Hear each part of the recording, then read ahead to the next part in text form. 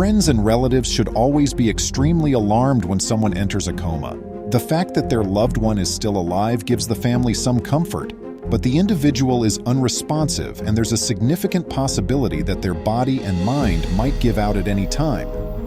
However, in rare occasions, a miracle occurs and a person emerges from a coma. For whatever reason, their bodies start working again when their minds recover control. Readjusting to their previous way of life takes some time, but everyone they know is greatly relieved. Welcome to USA Stories channel. Do not forget to subscribe and activate the bell button to receive all new updates. Now let's go to the story. An article from 2007 in the Polish newspaper Gazeta Dzielndowska described the tale of Jan Grzyzewski, a railroad worker who had a serious brain injury in 1988 and went into a coma. The report claims that Jan was unconscious in a hospital bed for 19 years before realizing that his surroundings had changed drastically. However, the real account of Jan Grzyzewski's ordeal is much more bizarre. A coma is among the most terrifying outcomes of a brain injury. The brain is not dead, but it is not responding to any outside inputs, and there is a good risk that it will shut down at any time. People do, however, survive under these circumstances. Only a few years ago, a tale about this same event shocked a whole family in Poland. A report from 2007 in the Polish daily Gazeta Dzielndowska claims that in 1988, Jan Grzyzewski, a railway worker, had a brain injury that left him in a severe coma. The article stated at the time that medical professionals didn't think he would ever fully recover. But according to the paper's story in the same 2007 piece, Jan had eventually emerged from what turned out to be a 19-year coma, and the world had changed significantly from when he had left it. This tale took off like wildfire. News organizations took it up, and television reports continued to spread it. The public was astonished to learn that a guy had woken up from an almost 2-decade-long coma to discover a very different world. Newspapers and television programs saw parallels between the purportedly true narrative and the script of the 2003 film Goodbye Lenin. In the movie, an old pro-communist mother of a family in East Berlin wakes up from a coma in 1990 and tries to hide the fall of the Berlin Wall and East German communism from her. The fact that Jan had 4 children when he went into a coma was another astounding detail that was revealed. He awoke to find that he had 11 grandkids. It was said that Jan had a large extended family to get to know. Despite how bizarre that all sounded, the news kept covering it. Another sector that saw enormous advancements while Jan was unresponsive was technology. He was cited as stating, "Now I see people on the streets with mobile phones, and there are so many goods in the shops, it makes my head spin," in a Polish television interview. He was also reported in the Daily Telegraph as adding, "The only things in the stores when I lapsed into a coma were tea and vinegar. There were massive gasoline lines everywhere, and meat was rationed." He had woken up to a world full with riches. It was nearly too much for his comprehension. Jan was reportedly in a coma for 19 years, and Gertruda, his devoted wife, was his primary caregiver. Despite medical professionals' predictions that Jan would not survive more than a few years on life support, she stuck at his side the entire time. Talking about the pain Jan's coma caused her, Gertruda spoke with the Polish television station. "I cried a lot and I prayed a lot," she declared. "People who visited us frequently inquired, 'When will he pass away?' However, he is still alive." It was unknown to Gertruda if her dear husband would ever be aware again. People were enthralled with the touching tale of Jan's extraordinary voyage from all around the world. But when the Guardian newspaper chose to go a bit more for additional information, several facts started to emerge as inconsistent. At that point, the most shocking revelation was revealed to the enthralled readers. While Jan's narrative wasn't wholly made up, many of the specifics were. However, who was it that the reporter for The Guardian spoke with and who acknowledged all of these lies? It was Jan, the one and only. "I never said any of those things," Jan stated in an interview with the reporter. "I wasn't unconscious for 19 years. I only talked to one journalist and their reporting was inaccurate. New details surfaced with each printing of the story." The moment Jan revealed this, the reporter was taken aback. Everything changed. Jan admitted to the reporter that, contrary to what news outlets had reported, His 1988 head injury had only left him in a coma for 4 years. He was confined to a wheelchair ever since he woke up from Jan, then refuted the whole "Goodbye London" aspect of his statement with his 4-year journey. Contrary to claims, he had not gone into a coma in one world and woke up in a totally other one. Everything they said I hadn't seen, I saw. I saw my grandkids and watched the news on TV, so even though I couldn't always explain myself, Jan told The Guardian. These recent advancements piqued my interest. The newspaper that first published his tale, for whatever reason, was attempting to make a big issue out of something that wasn't quite as weird as it first appeared to be. Wojciech Strogowski, Jan's physician, even verified the updated information.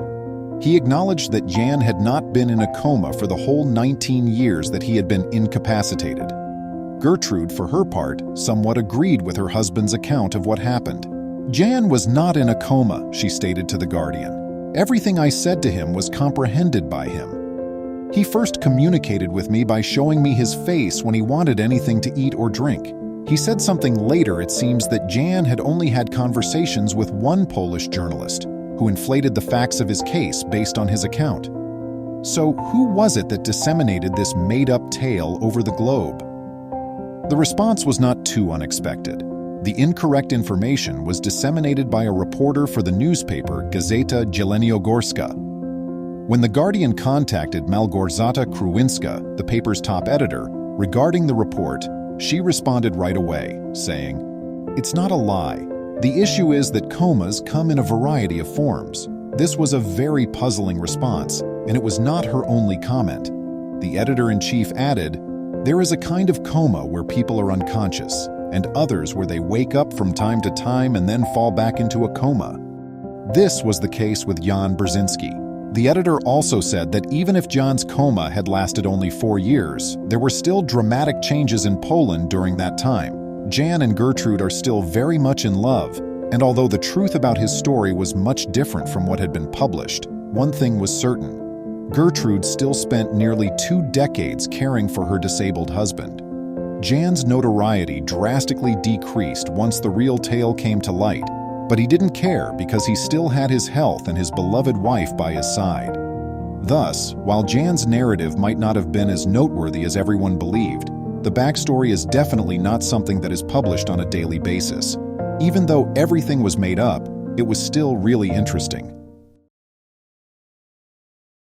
Her faith allowed her to accomplish the seemingly impossible, leaving her son Toby behind in hopes of a brighter tomorrow. A kid called Daniel was born on the waterfront of Puerto Ogarrios in remote Jamaica at the beginning of 1997, precisely in the month of February. That boy was born and raised close to one of the world's most outstanding and representative moms, who gave him very strong encouragement and unwavering care. It was a woman named Inez. That child's father abandoned him when he was only an embryo, so he was born and reared without any parental contact. In that lovely and strange port, the woman didn't have any family.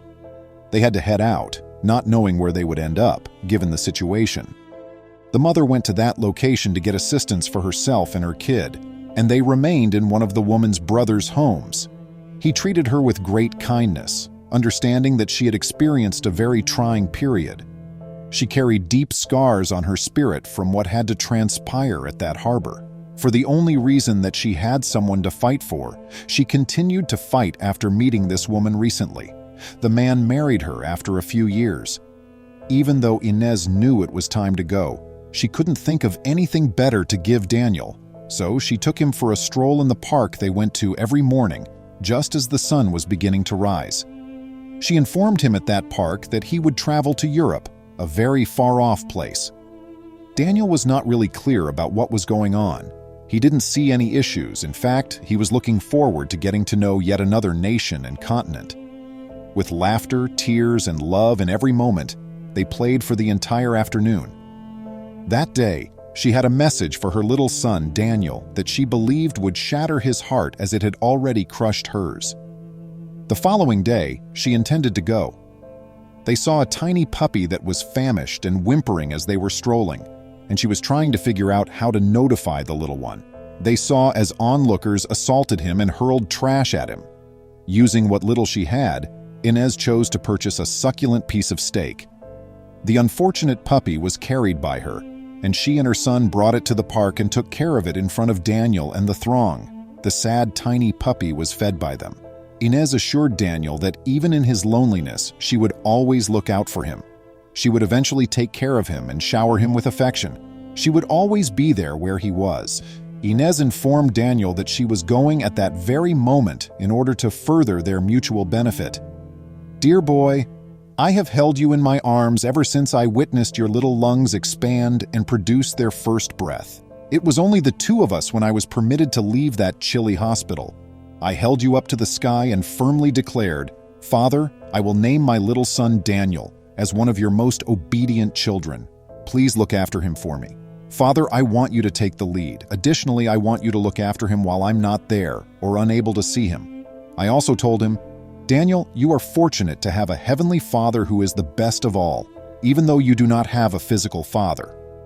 This time, Daniel, I would want to remind you that your uncle will help you in whatever way you need it, and that you will be taken care of by the great being from above in heaven. Recall that it will only last a little while, and I will see you again as soon as I can. It will probably happen in a year.' Daniel's desired dog was brought home with the mother and boy, but Uncle Raphael didn't want a pet since he was getting married shortly, and pets required a lot of care. Uncle Raphael gave in to Daniel's insistence, but only on the proviso that the four-legged acquaintance would go once winter arrived. Daniel nodded grudgingly. As night fell, Inez put tiny Daniel to sleep. Inez kissed him on the forehead as the cuckoo clock chimed and walked away. When Daniel awoke, his mother had already departed, despite his frantic and exhaustive searches for her. Yes, the dog Daniel dubbed Toby provided him with comfort. He had a four-legged friend. It was 2 months later. Aunt Isabella wed Uncle Raphael. She was a bit antsy and she felt extremely uneasy witnessing the chaos that little Toby had produced when she got to Uncle Raphael's house. Uncle Raphael gave in to her demands and established a boundary. Daniel sobbed uncontrollably because Toby was all he had left of his mother Inez. After entering his room, he peered out the window. It was indeed there, perched on a stone. Raphael murmured to tiny Toby, and the dog became thrilled and sprang out the window. Unfortunately, the window was too high for him to climb back in, and Toby was only 5 months old, a puppy of a Chinese breed that was quite similar to Zetu, a little dog. Daniel went to the park every day, as he had promised, to wait for the sun to set in order to remember his mother. Yes, tiny Toby, the one memory he had, was always with him. He left his obedient little pal at the door and went into Uncle Raphael's home that evening when they arrived. With much contempt, Aunt Isabella said, "You can't come at such late hours when your uncle is working. Here, I'm the one in command." Daniel bolted to his room after receiving a severe reprimand from her. "I promised my mom that I would go every day, every time the sun goes down, and I will not break my promise," he sobbed to himself.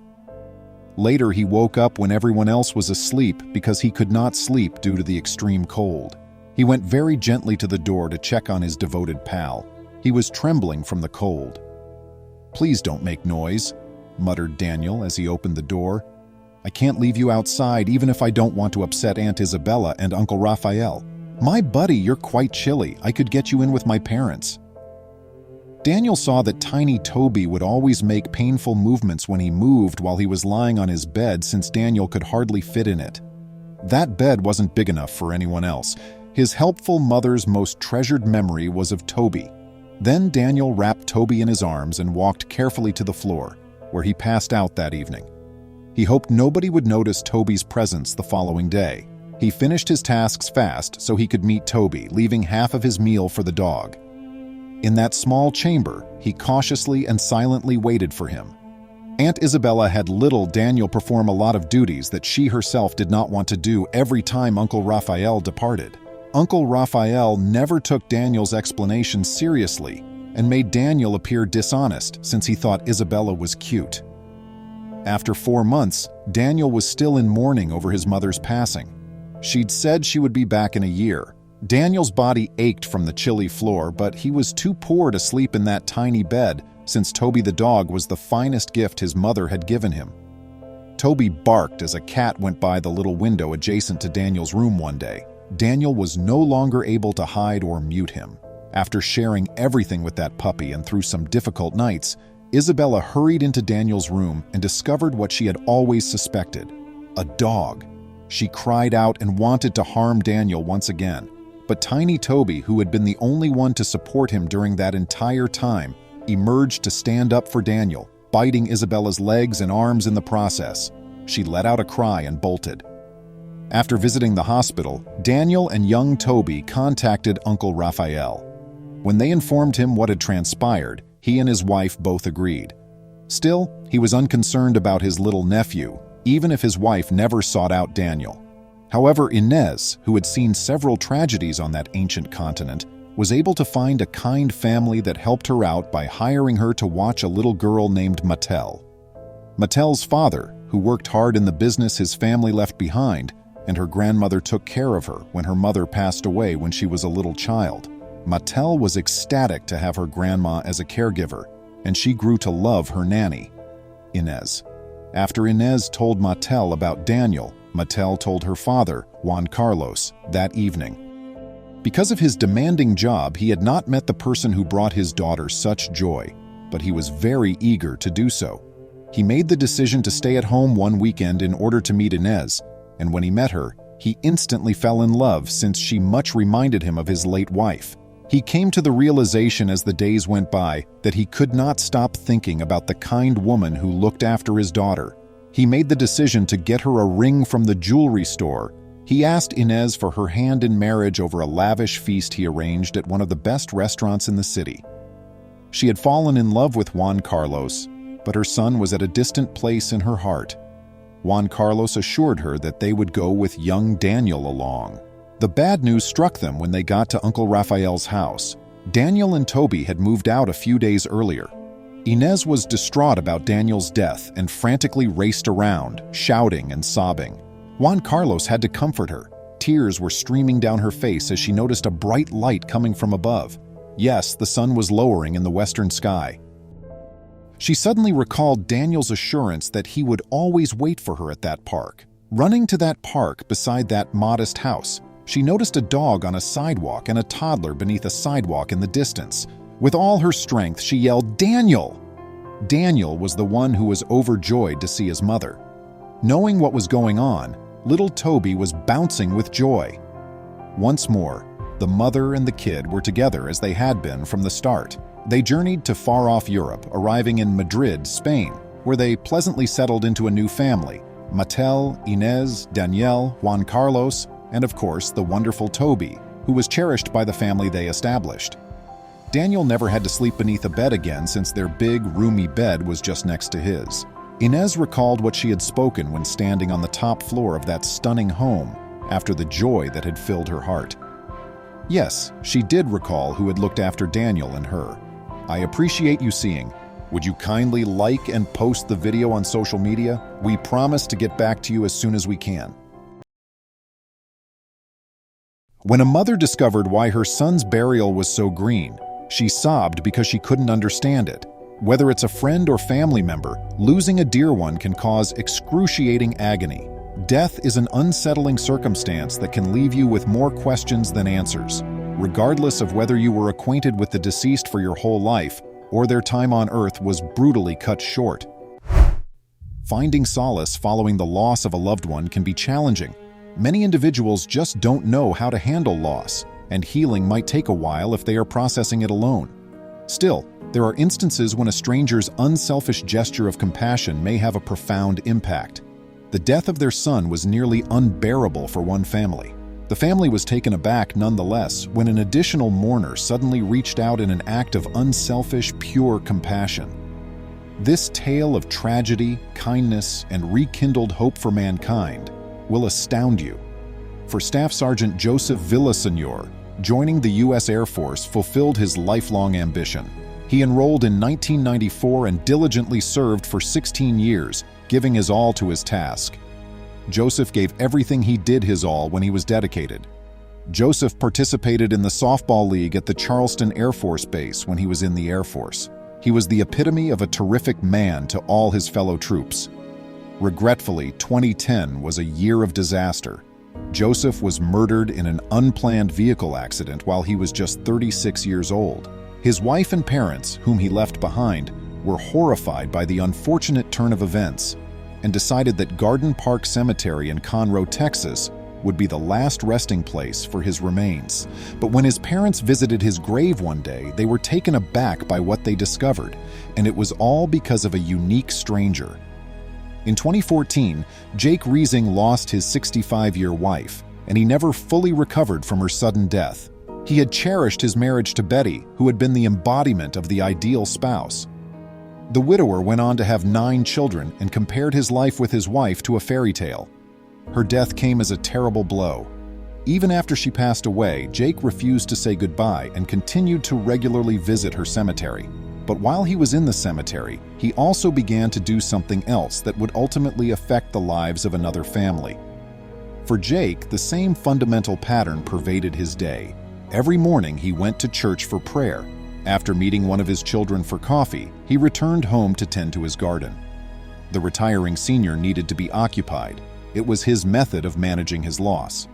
He went to Garden Park Cemetery in the afternoon to place some flowers he had plucked from his yard on his wife's tombstone. To ensure that the grass remained lush and green, he even made the extra effort to water the area surrounding the headstone. When friends and family asked why Jake went to the cemetery every day, he gave this heartfelt explanation. Jake handed his wife Betty a rose every day of their 65-year marriage, and he refused to stop the custom even after passing away. But he made the decision to add a new activity to his schedule in 2015. Texas experienced a terrible drought that summer, which killed every blade of grass in the cemetery. The dark grass that surrounded the headstones made for a gloomy appearance, and Jake couldn't stand to watch his wife's last resting place appear so uninspired. Consequently, he devised a fix. Jake started irrigating the grass around his wife's burial. The extra work paid off over time, as the grass once again turned a vivid green color. The elder wanted to do the right thing by his wife, whom he missed much, even though he knew that watering the lawn amid a drought would be looked upon. While on a visit to the cemetery one day, Jake saw a distraught wife weeping at a neighboring gravestone. His heart was warmed by her honest expression of feeling, so he crept over to her in the hopes that he might somehow reassure and soothe her. Following a brief exchange of light conversation, the woman disclosed that she was Joseph Villaseñor's wife and that it had been 5 years since his passing. Together, they were able to offer one other some solace after Jake told her that he had lost his wife the year before. The retired senior made a little gesture, but he was pleased to have made her smile, even if only for a brief while. Even after the woman departed, Jake continued to feel awful for her situation. While she spent only a few brief years with her spouse, he had the chance to have a long life together. Jake felt he had to do her something kind right then. Raymond and Rachel, Joseph's parents, hadn't visited their son's cemetery in a number of months. They made the decision to go to the cemetery and spend some time with their beloved son after realizing they had to put their suffering aside and pay their respects.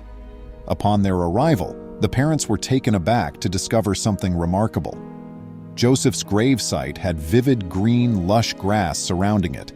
Even though the cemetery was lifeless and drab due to the drought, the bereaved parents were astounded by what they saw and questioned how it was possible. Rachel told the local media, "I told my husband it had to be a miracle from above. What other explanation is there for it?" The parents, however, were about to learn the truth, and it would bring them to tears. The parents were too busy wondering how the grass had survived to see Jake gently walking toward them and grinning broadly. Though Jake had no idea how they would feel about his messing with their son's burial, he hoped they would be grateful. He told them he wanted to offer them a gift and that he had spoken with their daughter-in-law a few months before. He gave an explanation of his own daily schedule for his wife's burial and expressed happiness that he could be of any tiny assistance to the family. Jake disclosed that he had also lost a loved one in the military. His daughter had been married to Benjamin, a U.S. veteran who tragically found out he had cancer. Despite receiving treatment shortly after deployment, he passed away in 2011. Jake believed that watering his son's cemetery would respect his memory after learning that he had served in the military. Jake said, I have a lot of respect for the men and women who have served our nation. I reasoned that by keeping the grass green, the family would be able to cope with their loss and believe that something could still be alive among the dead. It seemed unbelievable to Raymond and Rachel that Jake would make the extra effort to accomplish something so meaningful for their family. With no idea how they would ever be able to pay him back, Rachel just threw her arms around him and wiped away a few tears. Unbeknownst to Rachel and Raymond, Jake and their son Joseph were in fact not strangers, at least not in Jake's view. He believed they had been somewhat spiritually acquainted as they had been caring for and tending to their son's tomb for months. Roger, Jake's son, claims that his father's love for Joseph, whom he now refers to as Joe, is simply who he is as a person. He treats Joe in the same manner that he treated my mother and my brothers. He is a kind man who gives generously to others. Roger was determined that no one would overlook his father's kind deed. Even though his father was a selfless individual who consistently showed compassion without seeking acknowledgement, he desired that, for once, his good nature would be acknowledged. He decided to post his father's tale on Facebook as a result. Roger shared a poignant message about his dad's daily routine and his newfound bond with Joseph, the slain American warrior.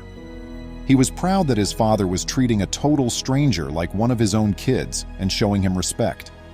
He continued by emphasizing the value of cherishing each day and loving your family because you never know when they would be taken from you. A month before, 3 armed thieves broke into the workplace of Roger's daughter, nearly taking her life. She wasn't working that day, thank goodness, but he was aware of how disastrous things may have gone. As a grandpa, Jake cultivated close relationships with his grandkids and made a point of setting a good example by demonstrating the healing power of unadulterated love and selflessness. Jake's daughter believes that he and his late wife are still married. She uploaded a photo of her parents during their 6th wedding anniversary when the media took up the tale of her dad's thoughtful act.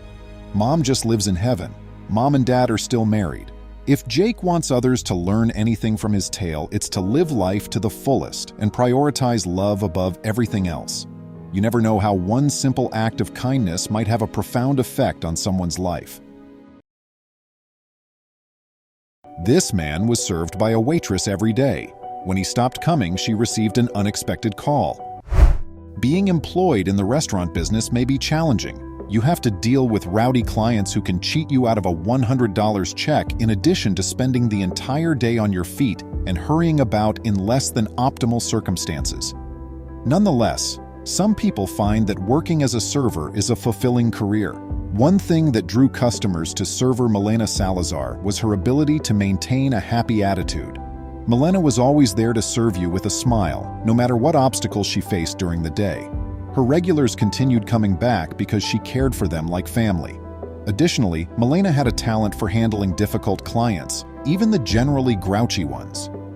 The traditional sour old man was one of Milena's regulars.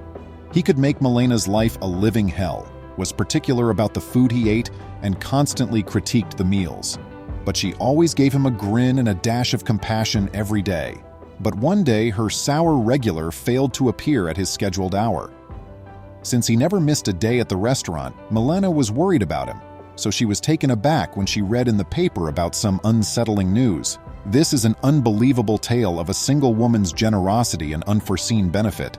Milena Salazar, who worked at Luby's, a Mexican restaurant in Texas, was well known for her prompt service and amiable disposition. Even in situations where things weren't going her way, she made the most of her profession because she liked it. Walter Buck Swords, an 89-year-old veteran noted for his ill-tempered nature and insistence on prompt service and flawless cuisine, was one of Milena's regulars. He held the personnel to the highest standards and had no tolerance for laziness. Fortunately, Milena was game, always satisfying his requests and making sure he had a tasty dinner each and every day. Buck would visit Luby's and take a seat in Milena's area for 7 years. She was aware of his preference for swift service and hot meals. With time, Milena and Buck established an excellent routine, and even with his rough exterior, she consistently showed him compassion. Buck was rough around the edges, but he was 89 and served in World War II, Milena said. espousing the idea that you should treat others as you would like to be treated. I reasoned that he had earned a satisfying lunch and a grin. Buck used to see Milena every day, so when he didn't show up one afternoon, it took her by surprise. She initially dismissed it, thinking he could be ill. But she started to worry when he didn't show up for a few days. Sadly, she had no method of getting in contact with him or his family to inquire about how he was doing. A few days later, Milena saw that Buck had gone away as she was looking through the newspaper. She would never have to deal with the disgruntled client she had grown to adore over the last 7 years again over his heated meal. Gradually, Milena returned to her routine, but there was a big gap in her work week where Buck had been. Even though he had been a tremendous pain in the butt every single day, she came to understand that he actually meant a lot to her. She cherished his company and found solace in the knowledge that he would never leave her. All that was left was emptiness. Though he never said it out loud, Buck had noticed Milena's benevolence without her knowing. Actually, he was pleased with her handling of his demands and grievances. He so made the decision to repay the waitress he had been so fond of over the course of the 7 years, even in death. To put it mildly, Milena's life was about to take a significant turn. Buck loved Milena so much that he included her in his last will and testament, which surprised Milena. Of course, she was completely unprepared for what came next. When Buck's attorneys contacted Milena, they informed her that he had given her $50,000 in addition to his automobile. The waitress was so emotional and completely taken aback. To the best of her abilities, she had just performed her job.